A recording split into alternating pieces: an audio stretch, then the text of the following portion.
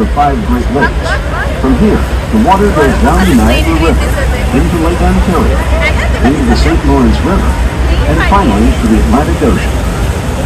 थोड़ा थोड़े